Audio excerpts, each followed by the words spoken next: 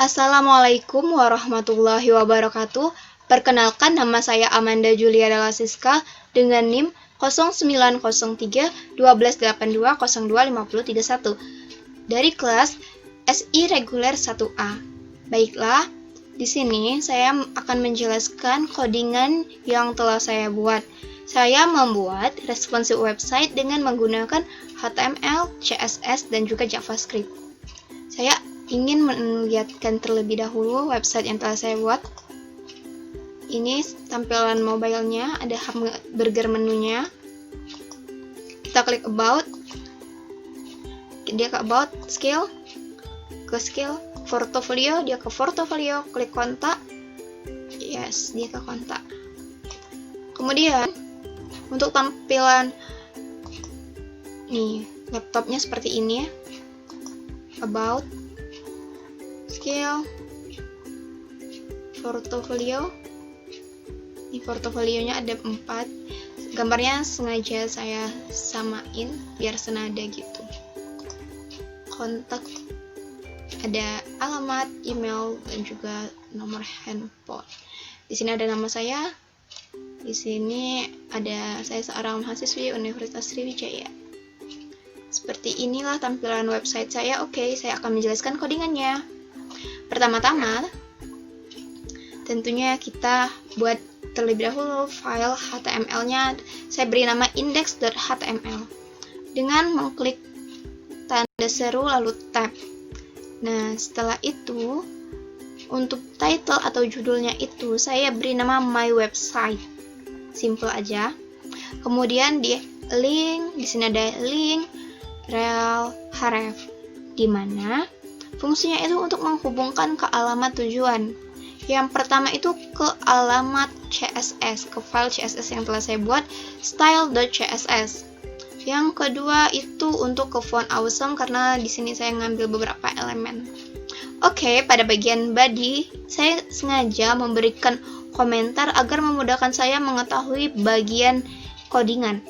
Yang pertama itu ada sidebar. Oke, saya lihatin lagi. Ini sidebar. Nih dia. Ada sidebar yang pertama itu. Saya bikin HTML. Ada tag input type ID. Nah, tag input type checkbox ini fungsinya untuk membuat kotak isian, sedangkan tag ID fungsinya untuk penamaan elemen. Elemennya check. Div class. Nah, tag div class ini berfungsi untuk mengelompokkan tag atau elemen menjadi suatu grup dan juga biasanya digunakan untuk mendefinisikan kelas dari CSS. Selanjutnya di dalam itu ada unordered list dan juga ada list item. List item, tag A href. Tag A itu fungsinya untuk membuat link dan hrefnya menghubungkan link. Oke. Pada bagian header itu sebenarnya hampir sama aja isiannya. Bedanya ini kelasnya container yang gunanya untuk membungkus konten web ya. Pada bagian header, sebentar saya lihatin lagi webnya. Header, ini dia. Ada nama saya di sini, Amanda, dan ini about, skill, portfolio, kontak sama seperti di sidebar. Oke, next kita mobile menu. Mohon maaf, menu mobile. Oke, di menu mobile ini ada tag label yang digunakan untuk memudahkan atau menyeleksi pilihan yang diberikan pada suatu form. Nah, di sini ada fast bars. File 2 kali, itu tuh maksudnya menu hamburger ini. Gitu. Oke. Pada bagian banner kita pakai tag section class, div class, image-nya itu saya ambil dari googling dan saya pakai alamat dari Google. Lalu ada teksnya, hai, saya adalah seorang bla bla bla bla. Nah, pada bagian banner ini ada tag section yang digunakan untuk mengelompokkan konten menjadi beberapa bagian. Sedangkan tag span class ini gunanya untuk mengelompokkan elemen agar memudahkan dalam pemberian style. Oke. Ini saya tunjukin bagian bannernya. Nih, banner. Hai, saya adalah seorang mahasiswi Universitas Sriwijaya. Yang ini nanti dijelaskan pada bagian JavaScript. Oke. Pada bagian about lagi ya.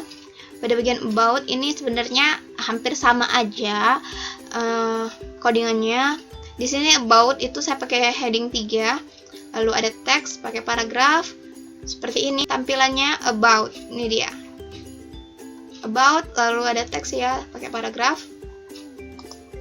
BR di sini untuk enter.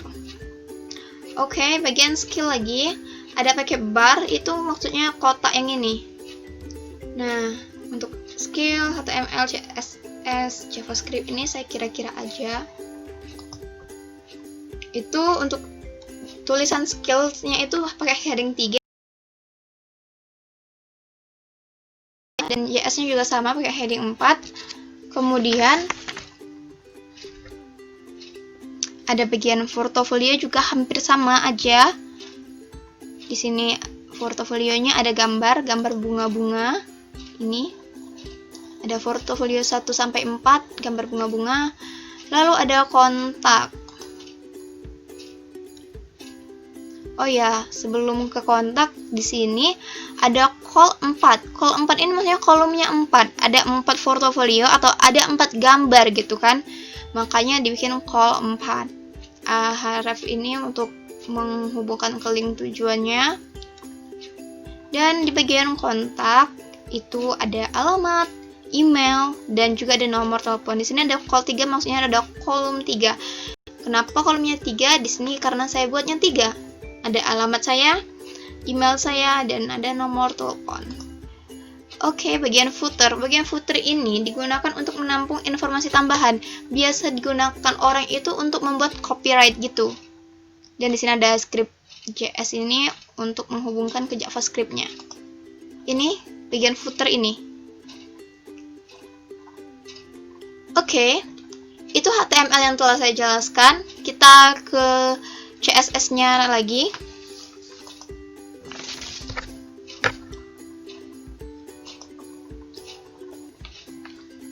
Pada file CSS saya beri nama style.css.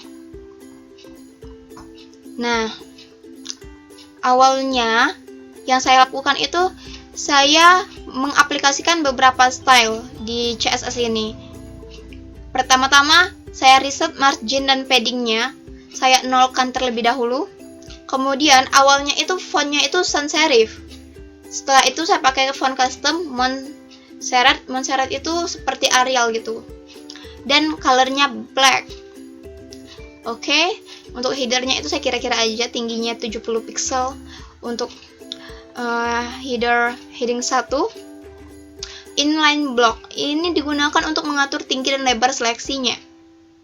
Nah, float left ini maksudnya itu tampilannya ke kiri, dan text transfer uppercase ini digunakan untuk membuat kapital semua. Oke, saya lihatkan. Ini dia. Ini bagian nama saya ini kapital semua dan ke kiri kan. Bagian itu tampilannya. Kemudian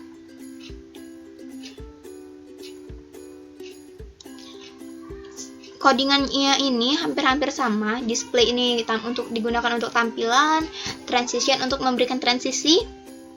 Colornya ini ya seperti ini warnanya. Untuk sidebar itu colornya seperti ini, agak ke Tosca gitu. Terus untuk bannernya itu saya pilih warna biru.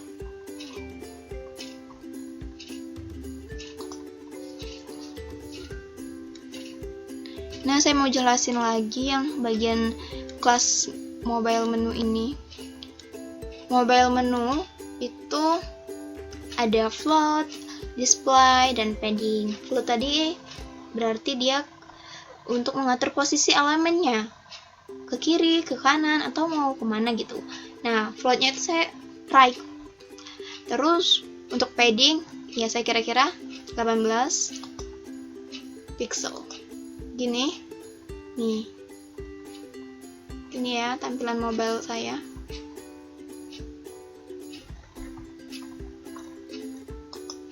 Ada hamburger menu.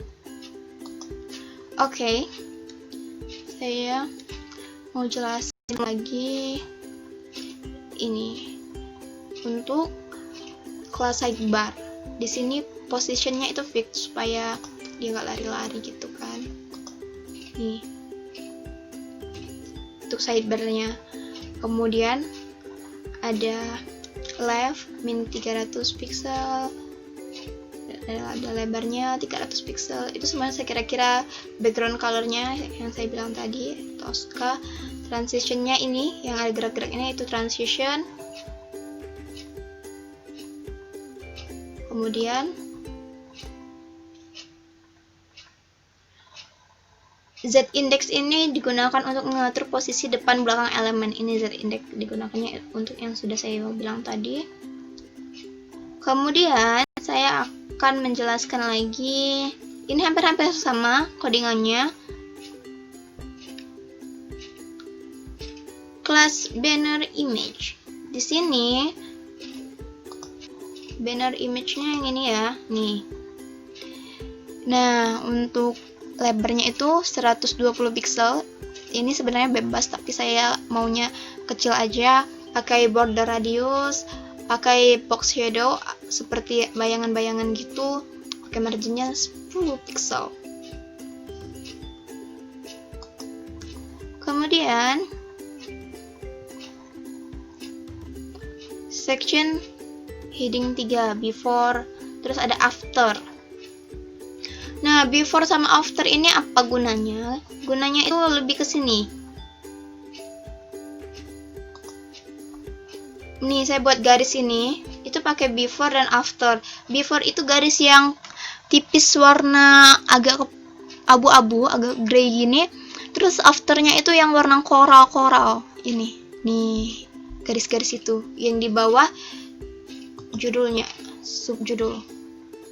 Itu ada pakai konten, displaynya block, posisinya absolute, terus width-nya lebarnya itu 120 pixel dengan tinggi 1 pixel, dan ini warnanya. Ini untuk yang heading 3 before sama after. Lalu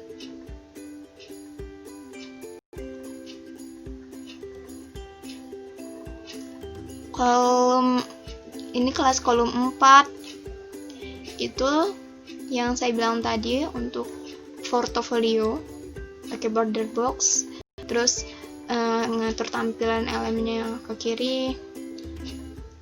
Ada footer, untuk footer ini pakai background colornya gray. Ini footer. Nih, yang warna-warna ini saya pakai CSS. Nih, untuk transisinya juga pakai CSS. Di footer ini ada background color, padding, sama text align, center. Yang ini text align ya. Ini text align untuk footer. Jadi dia ke tengah.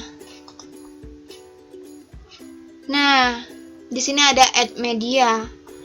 Dimana gunanya untuk mengubah layout sebuah website.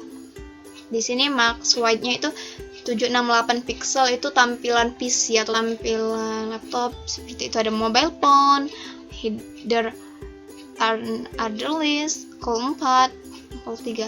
Oke, untuk JS. Maaf agak lama loadingnya. Nah, saya sedikit, gak terlalu banyak untuk JS ini karena saya pakai JavaScript-nya itu cuma di sini. Nih, saya mau buat JavaScript-nya. Oke. Pertama-tama, konstanta. Teks elemennya itu mahasiswi sama Universitas Sriwijaya. Ini dia. Nih, mahasiswi Universitas Sriwijaya. Lalu ada let count ini nilainya bakal berubah-ubah. Terus kalau let current text itu supaya kita mengetahui sekarang di teks yang mana. Misal current text ini kita buat 1, nanti yang muncul mahasiswi, seperti itu. Oke, let words ini gunanya untuk mengambil huruf-hurufnya, dan kemudian kita buat function. Kita namain aja fungsinya itu ngetik. Lalu jika kan if count sama dengan text element length. Nah, text elemennya kan yang ini tadi, mahasiswi, Universitas Sriwijaya. Terus setelah itu ya kita kembalikan lagi ke 0. Terus current text sama dengan text element count yang seperti saya jelasin tadi. Kalau di sini 1 yang tampil apa gitu. Kemudian ada dokumen query selector. Ini kelasnya kita ngambil di HTML yang di sini. Nih, baris ke-44 ini kan kelas efek ngetik. Jadi kita masukin ke JS-nya. Jadi yang tampil itu teks konten mahasiswi gitu, Universitas Sriwijaya. Nah, sebenarnya yang di if yang satu lagi ini gunanya untuk menggantikan setelah mahasiswi langsung ke Universitas Sriwijaya. Kalau misalnya kita tidak pakai if yang di sini, itu hanya sampai mahasiswi. Kemudian ya set timeoutnya ini captionnya ngetik, lalu 500 second atau setengah detik. Sekian video dari saya. Terima kasih atas perhatiannya. Wassalamualaikum warahmatullahi wabarakatuh.